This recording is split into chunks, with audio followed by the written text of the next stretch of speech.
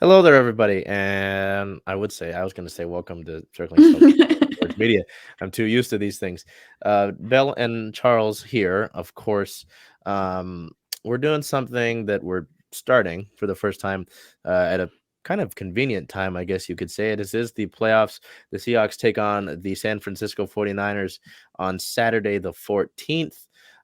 This is wild card weekend, super wild card weekend with now the 18-week regular season. And we're going to do a little bit of a game preview here, look at a few things here as we'll display on the bottom of your screen, from starting with what went wrong in the past two games that these teams have played. Obviously, with it being a divisional matchup, these teams met twice, and both times going in the way of the 49ers. What went right in those games? Can't say much for what went right in the first game. Some keys to winning that game, as well as key players to watch on offensive and defensive sides of the ball, and as well as predictions. And I'm not really a big predictions guy normally, but for the sake of stuff like this, we're going to go with it. So we are going to start with what went wrong in that game back early in the season, week 2. Seattle was coming off of that win against the Broncos, and it was just an ugly result here, as we'll show you some statistics. Jimmy Garoppolo actually came in to relieve Trey Lance in that game. Trey Lance suffering his season-ending injury, unfortunately, in that game, but it really wouldn't matter. Seattle's offense couldn't get much going at all. You can see here, Jeff Wilson Jr. had a great game on the ground. Deebo Samuel had 97 total yards. Rashad Penny was a starting back at the time of this being recorded. And, you can see there 6 rushes, 15 yards, not much doing. Again, as I mentioned, Seattle was coming off of that game against the Broncos. Geno had that nice game. And this one, not too much going on, with 1 interception on 197 yards passing. So at least just to look back at it, is there much? What did go wrong in that game that you noticed? Obviously there's a lot, but what do you want to highlight most from that game against the 49ers back in week 2? It was week 2, which is pretty incredible to think about. We've come such a long way. I think as we were discussing, the first thing that came to mind was that our offense just did not score at all. Our 7 points came from a blocked field goal, and that was, I believe, we confirmed Mike Jackson, right? Yep. Mike Jackson Okay. scored it. Tariq Woolen blocked it. Yeah. So just it didn't feel like the offense really got anything together, which, of course, like you said, from game 1 to game 2, Garoppolo is played game 1, game 2, we have Brock Purdy. So some more QB changes there. But I think as I reflected on the game also and read back on what happened, Gino also mentioned that they couldn't really get any first downs. They were 3 and out most of the time.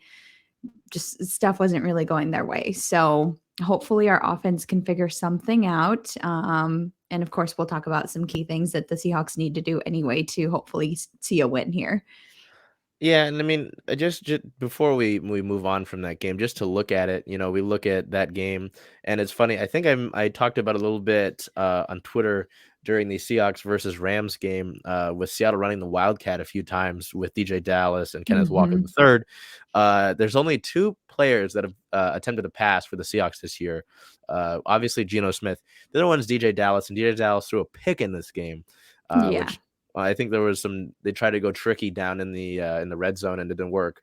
So 2 interceptions, and I believe it was 4 or 5 punts were the ways that Seattle's drives ended outside of the end of the half and into the game. So just about everything that could have gone wrong in that game went wrong. This was a game I remember a lot of people like, okay, Seattle's come back to reality after beating the Broncos. People thought, okay, the Broncos, they got upset by Seattle, blah, blah, blah, blah. Looking at the second game, though, this one was much more competitive. We look at the statistics for that one, much different here. Looking from who our notes were about, Christian McCaffrey had joined the 49ers via trade. Kenneth Walker III, at this point in the season, Bell mentioned it before we went live, that I believe K9 was in that first game, but he didn't really do much, No. because I believe it was mostly the Rashad Penny show at the time. But, this was not necessarily a good game for K9, as he had his 3rd consecutive game under 50 yards amidst a 4-game streak. where that took place. George Kittle had 2 touchdowns, something you also wanted to talk about as well. I believe one was a 50 yards and the other one kind of closer, but at least for that one, I remember Kittle broke like several tackles. Cody Barton, someone we will talk about later, had a tackle broken on. It was just frustrating, and it felt like there was a lot of self-inflicted stuff that really hurt the Seahawks in this game. And you were in it. You really were in it. Um, well, you made it close towards the end there because what San Francisco scored in the first 3 quarters. You got field goals, so it seemed like this is where Seattle kind of hit a rut at that part. What did you see in that game, and I guess negatively from that Week 15 matchup? Because then San Francisco, as we go back to it here, was 10-4. The Seahawks were 7-7, and thinking, are we going to make the playoffs? Or are we going to be, on the Thursday night game? So, sticking with the negatives for this point. Luckily, we'll switch over in a second. What did you see in Week 15? Yeah, too much McCaffrey and too much of Kittle for sure. That play that you're referencing where Kittle went for 50 yards, I believe, right down the middle, like you said, breaks tackles, gets to the red zone way too easy, to the touchdown way too easy. And then, geez, there was something else I wanted to bring up, and now I'm blanking. Ooh, I just found something I remembered. Yeah, go ahead. So this was a game. We look at the drives for this game. Punt, punt, punt. San Francisco gets a 20-yard touchdown on a nice drive. That's the first Kittle touchdown. Punt, punt, punt, punt. Seahawks get a field goal. So okay, 7-3. We're feeling all right. 5 minutes left. The 49ers punt the ball. So you've got the ball with about 3 minutes left. Okay, go down and get some points. Travis Homer fumbled, and the 49ers were able to bring it into the red zone, and then they get a touchdown. They only had to go 6 yards, which is really tough. And there's you talked about too much McCaffrey, too much Kittle. It was Christian McCaffrey run for 5 yards and then 1 yard to make the touchdown. Giving up that fumble and then score right before the half, considering that the 49ers got the ball to begin the second half, and then they scored on that one. That was the Kittle 54-yarder. That was a backbreaker. That was a bad stretch of a time there.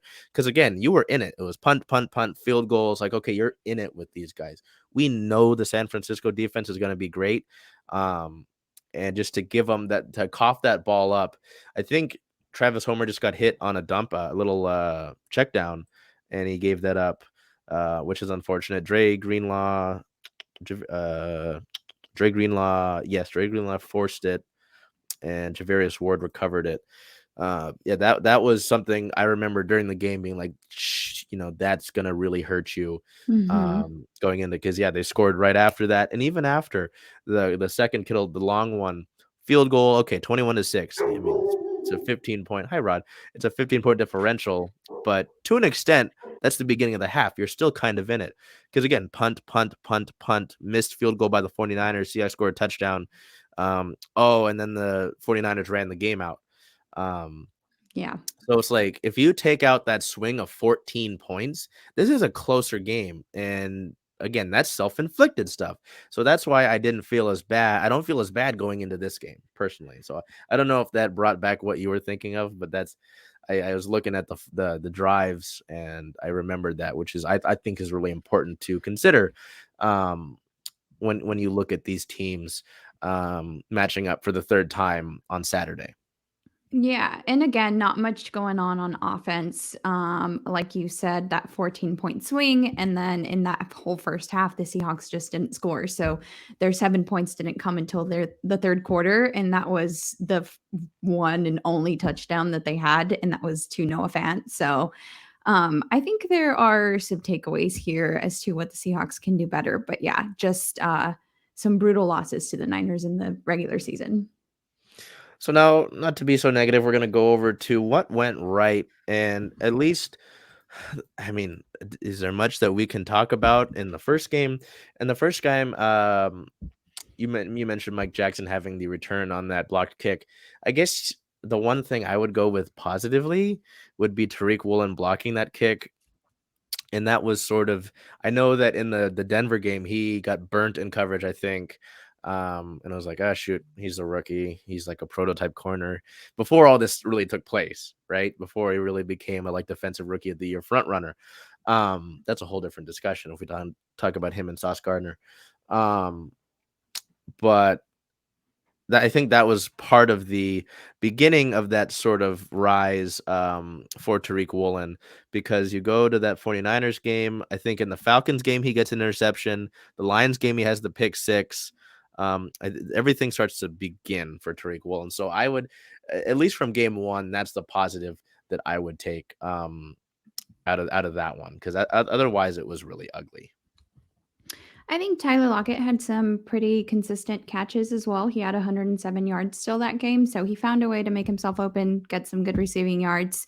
But again, not much went right that game. So that is about the only highlight that I could think of. Yeah, and then when we were looking at stats here, I think he actually had a decent game. He had 107 yards. Yeah, 9 receptions, 170 yards. He had the majority of Geno Smith's passing yards. So that's nice to see. Game 2, I again, when we talked about the negatives, I started to talk about it, but I feel like you held. Granted, this was actually, I think, Brock Purdy's first career start. That Thursday night football game against us. It's so, and that's the thing is, this could make me look real bad, but that's like, we're supposed to be here and make predictions, right? I I think Brock Purdy is a product of his system and his weapons around Mhm. him. And I don't think a lot of people would disagree with that. There might be some, No. who knows. But yeah, 17 for 26, 217 yards, fine, 2 touchdowns. He only got sacked once. But yeah, you've got McCaffrey, Kittle. They didn't have Debo Samuel in this game, like you pointed out. Brendan Ayuk got held to 2 receptions for 19 yards. But again, that's like the important thing to me is looking at the drives here.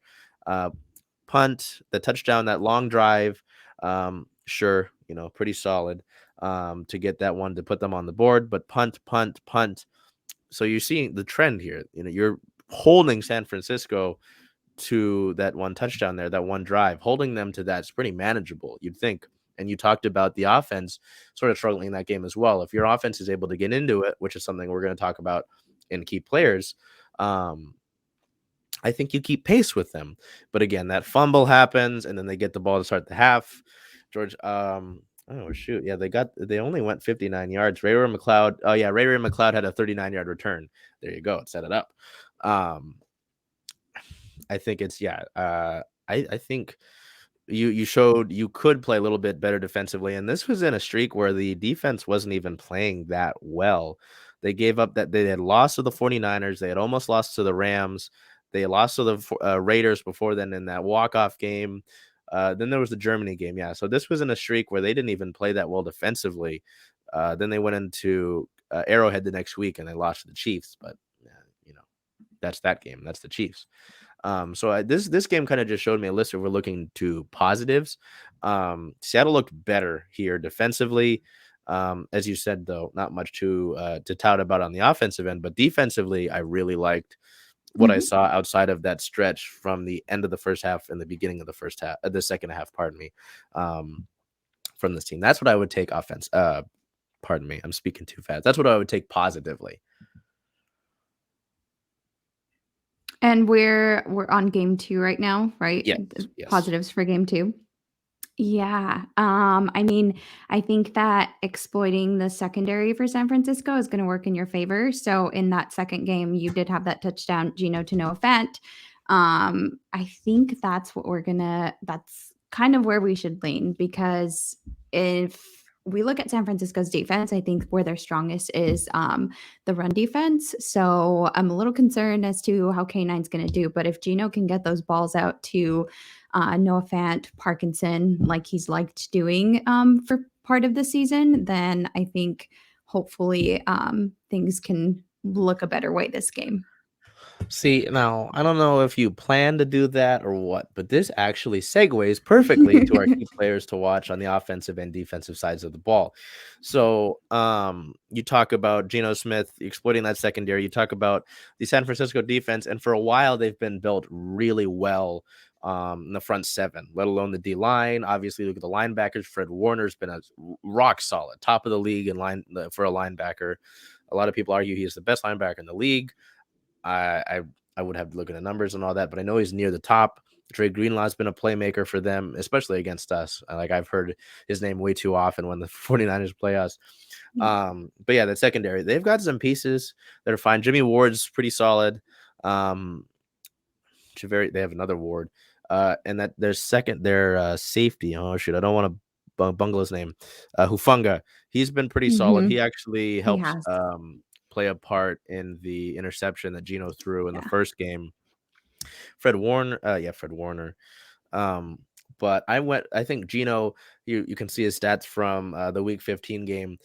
Him being efficient and just, this isn't even necessarily fully reflect on the 49ers games. Him being efficient and finding a rhythm in order to keep that 49ers defense honest, because in that first game, they shut everything down. So they were able to tee off on everything, right? I think that he got sacked 3 times in this game. I want to double Mhm. check that. I don't like saying I think he got sacked twice. Okay. Sure. Um, but even last week against the Rams, right? First play of the game, they said they got the look they wanted. Jalen Ramsey jump shot, sure, fine. But even outside of that, there was 4 timeouts that they burned due to clock management. They couldn't get the ball off in time. He threw that second interception to Jalen Ramsey that was just way out of the reach of DK, like way behind him and up. So he's for the majority of the season, he's been efficient. There have been games where much worse than some of the others, right? Um, but if Geno can be efficient, I don't need him to throw for 350, 400 yards. Just need him to be efficient in order to keep that defense honest. Maybe open some stuff up for Ken Walker.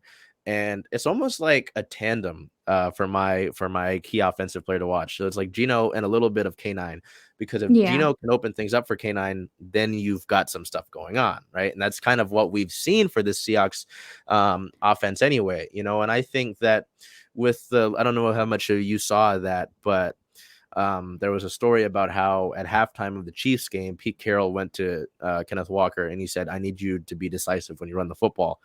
And he looked much better since then, and he's had better games following that. So again, I think if Geno can open things up, again, you've got all your weapons outside of Will Disley. DK should be good, Tyler should be good. Parkinson, you mentioned. I'm just a button right now. Look at me. Um, there I am. Uh, and I that's something I've said on our CSS on Converge episodes, right? As I like the way that you spread the ball around to the tight Mhm. ends. Hell, even DJ Dallas, and the Wildcats been able to do some stuff. And there was going to be a play where they were going to throw it to Geno, but Geno got a false start. And there was a Yeah. story about that too, about he was too excited to go up against Jalen Ramsey and he got a false Yeah. start. So really, if Geno's able to be efficient, I don't need him to go be all gunslinger, right? I think it opens things up and the Seahawks can win this game. It's a key though. He's got to be able to come out and find a rhythm. If he comes out and we throw a pick on the first play of the game, obviously you're going to be worried about it. Again, I don't need him to put up 50 points. Just be efficient, and I think it opens things up. You Yeah. went with DK, and I'm I interested to see did. how much that plays off of Geno. Let's hear your thoughts on that.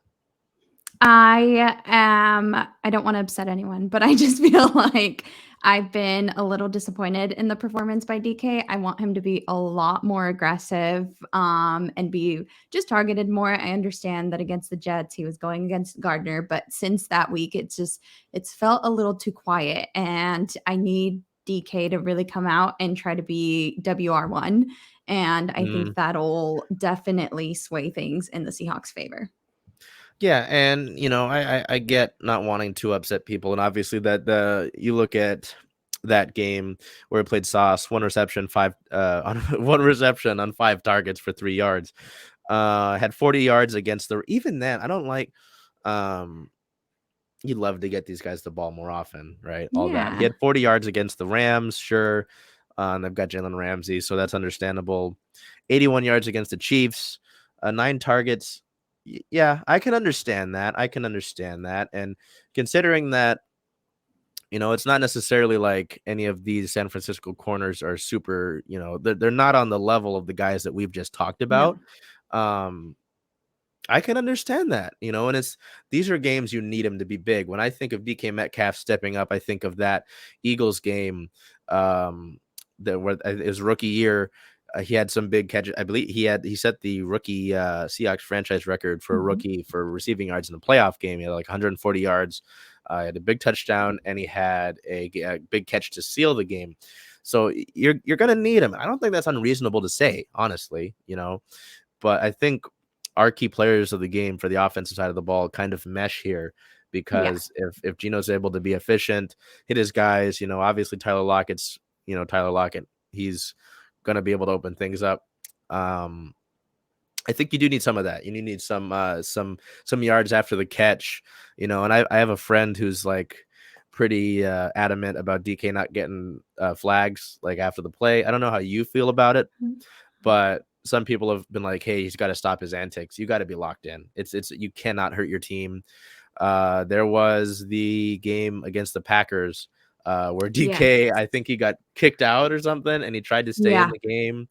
And He they was just let him pissed. get out. Yeah. So it's like I get it to an extent. I get it. You want to be mean, you want to get in people's faces, but you can't hurt your team with flags. Especially not in the playoffs. Where every inch counts.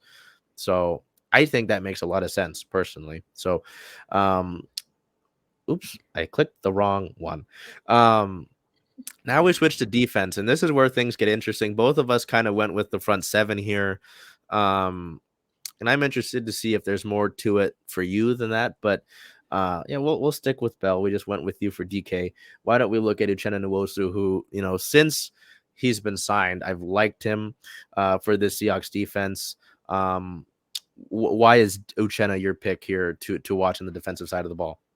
I think he can apply pressure to Brock Purdy. Of course, this is the first playoff game for Brock Purdy, so I think exploiting just his lack of experience and then how efficient Uchenna has been on sacks, I love it. I want to see that matchup. I want to see Uchenna get in there, take him down, and yeah, I think that this could be a good game for him. Like I said, to just exploit the lack of experience for the playoffs. I think that's a big thing. You look at any year, right, where there's a rookie quarterback in the even rookie players in the playoffs, you can tell they're amped up. Usually they're amped up and they got to Mhm. settle things down. And I Yeah. think being able to take advantage of that, maybe he's, too active in the pocket, trying to create too much. And so you whack him. I'm looking here at Uchenna's stats. He's got 9.5 sacks on the season, which is solid to see. But he's tied for 6th in the league in forced fumbles. Maybe Brock Purdy's Mm, moving around too much, and you smack the ball yeah. out like the Cliff Averill karate chop to knock the ball loose. So I think that's a great point to mention. Is that's something we're probably going to hear in the broadcast. Oh, the rookie's a little bit excited, you know. Yeah. And I think getting after him and being able to kind of put him in the ground a little bit is a key factor. Um, if you know me, this isn't an easy one to pick. I got to admit, I'm not the biggest Cody Barton guy, but considering the fact that you lost Jordan Brooks the other week to a season-ending injury, and especially playing against the 49ers where they can run the ball really well with all these weapons, getting the ball to Debo in the run game. Obviously, Christian McCaffrey is who he is, right? Even Brandon Ayuk, they can run the football damn well. So it's not even necessarily that it's just on Cody Barton, but you kind of need the entire front seven to play better, and that's going to be in keys into a win here. Mhm. But considering he's now your quarterback of the defense, he's your inside linebacker number one. I need him to step up. He's been able to lead the team in tackles consistently since Jordan Brooks has been out, and that's been 2 games. but you need him to be better. We talk about these two games against the 49ers specifically. There were some big tackles that I've seen this guy miss. And obviously George Kittle's a beast. He is, we don't have to continue to speak to that, but you have to be able to tackle. And that's something that's, gonna cross this whole defense. Maybe at the end of the season we can do a season review and really look into that more. But Mhm. it's you are the inside linebacker number one. You need to be able to wrap up and be the leader there. You know what I mean? So I need him to effectively to step up. And again, this is something that totally sort of we're gonna go to the 3 keys to a win here. That's not my first thing, but one of my keys, one of my 3 keys is the front 7 coming up big. We talk about the run game, not necessarily just run game too. You pick out Uchenna getting pressure. Get after the rookie. They've got a pretty solid offensive line down there for the 49ers, but get after the rookie, affect him, and that'll help your secondary, help guys like Tariq Woolen make plays, help guys like maybe Quandre Diggs get another pick, right? That's front 7 helps out the defense, and that's something that you talk about the Legion of Boom. They had guys like Michael Bennett rushing the passer, Cliff Averill.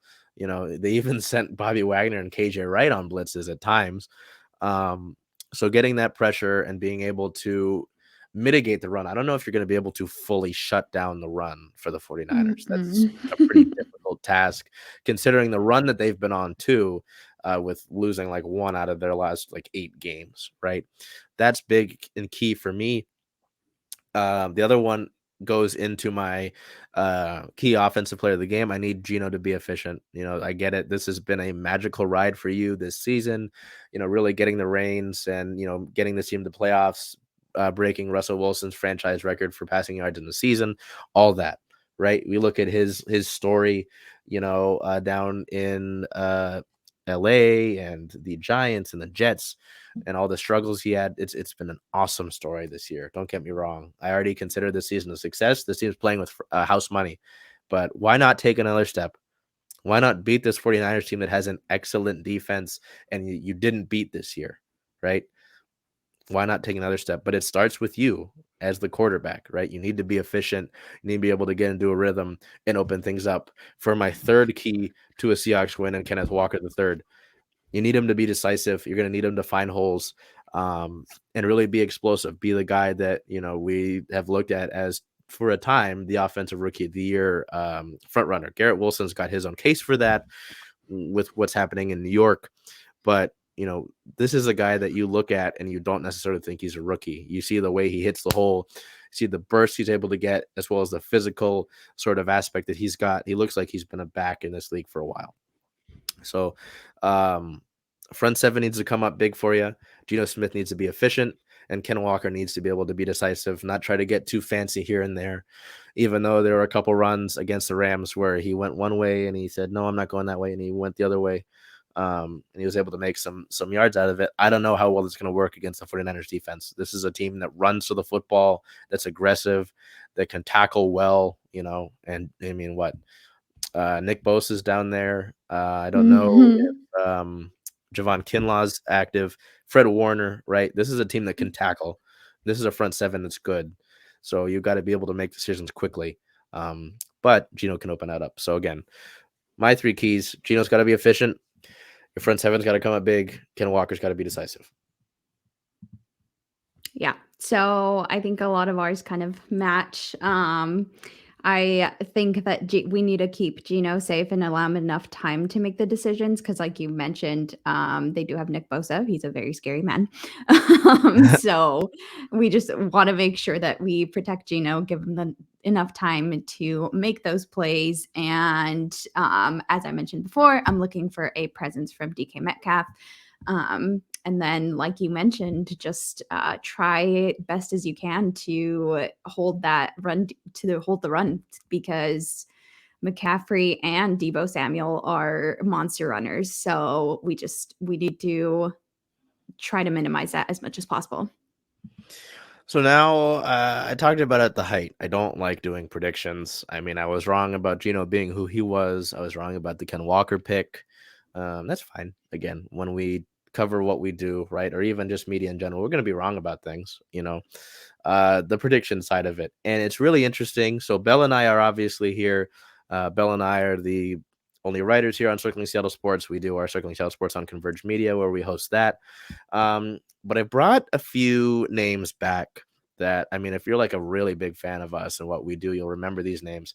Bennett Buckholz and Omari Salisbury, not Big O, that is the CEO of Converge Media, his son, were with me when we began the Circling Seattle Sports podcast. You can see the old logo behind me on the repeater.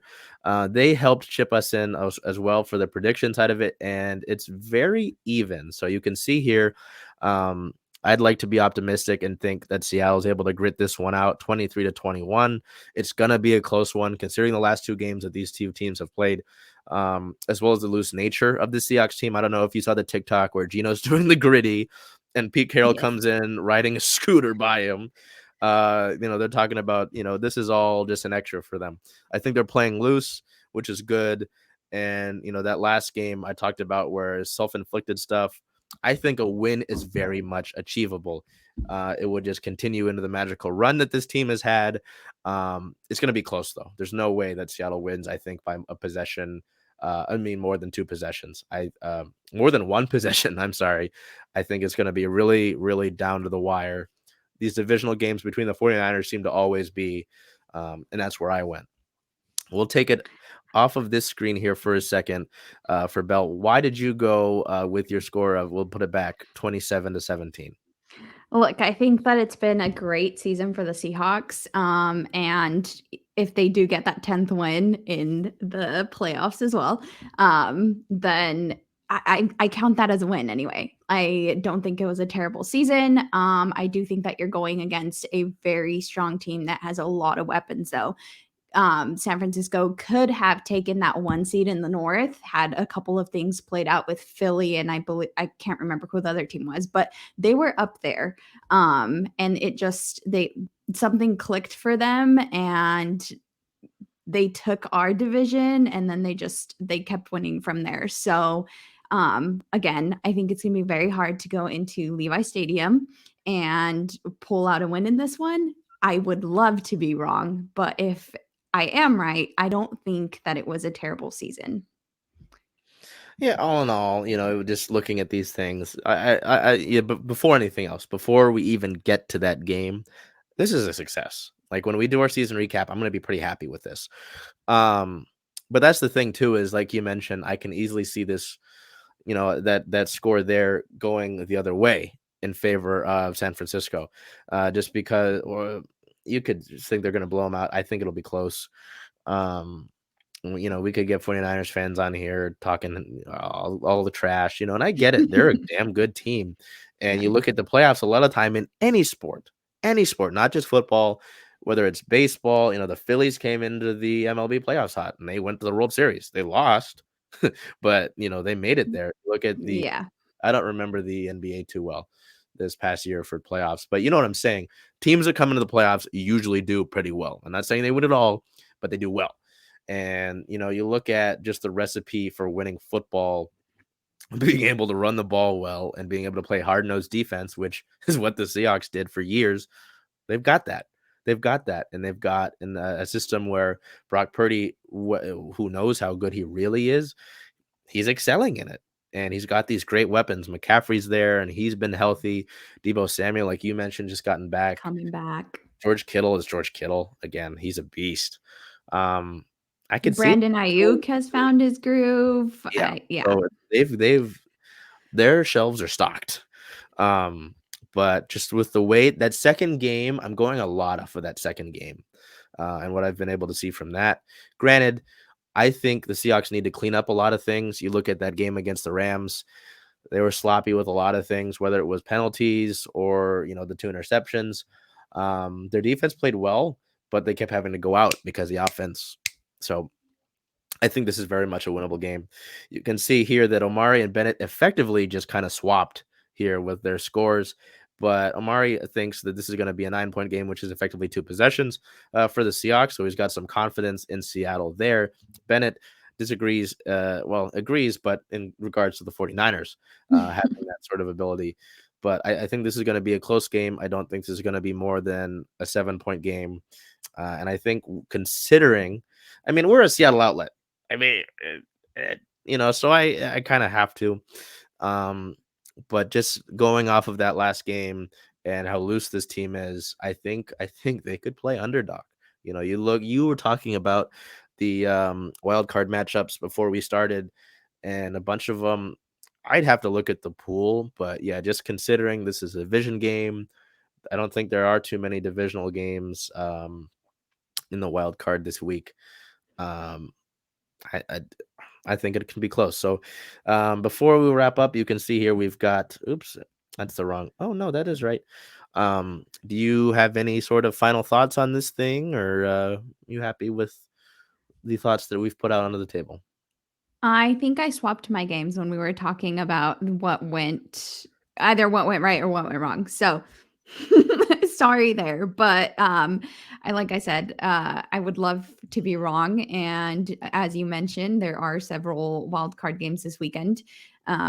So I do believe that if there's going to be an upset, that it could very well be by the Seahawks. And I hope you're right with your score prediction. Yeah, I mean that would be pretty cool, but we'll see. So and we'll have a reaction to that. I don't know who will be joining us. Maybe Ben and Omari join us, but until we see you after that, hope this turns out right. If not, props to the 49ers for they've had a great season. They've had a great season going from think about that. They're on their third quarterback from Trey Lance to Jimmy Garoppolo, and now Brock Purdy coming in and playing this sort of ball. You got to give credit to Kyle Shanahan for being able to use these offensive weapons like he does. It's great to have a Ferrari, but if you don't know how to drive it, it doesn't matter. And he obviously knows how to drive the thing. So hoping that all things go well, but if not, I guess try not to hate on us too hard.